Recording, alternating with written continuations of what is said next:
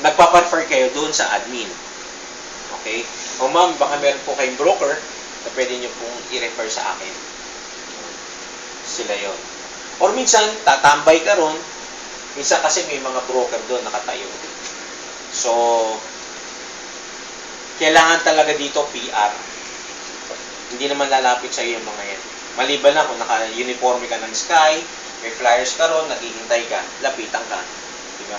Pero most of the time, ikaw ang lalapit. O, magpakilala ka.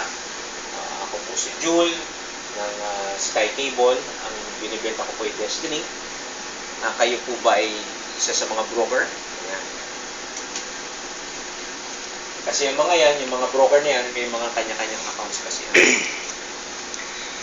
Okay? Hindi mo pwede basta-basta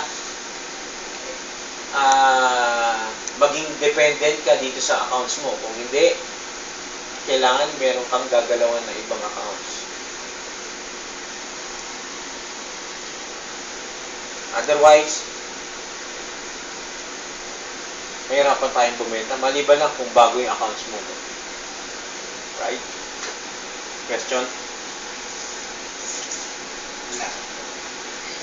Malinaw? Diba? So, sabi natin,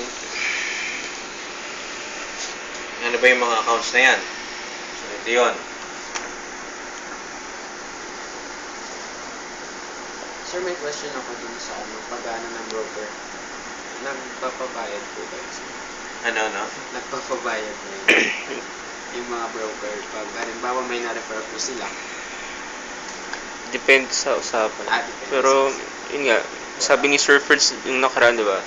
Pwedeng in return kapag may nakilala kang maghahanap ng tenant, pwedeng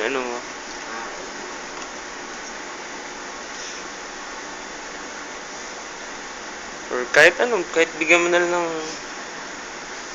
konting gift. Ano? Konting gift.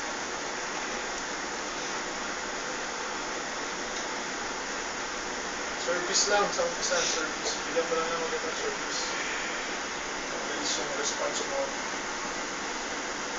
Mabilis installation.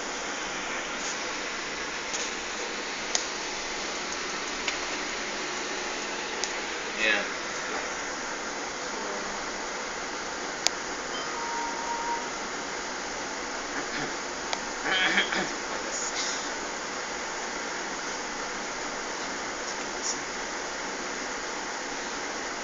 Ayan o siya to debate. Diba tinext kita dyan? So, DAID. Sa Croatia din. yan. Napuntahan natin yung Jules. Opo.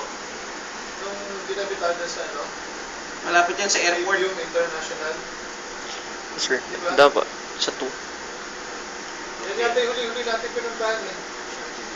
Sino yung isa natin? Si Si J-Rod? Kuya J-Rod po.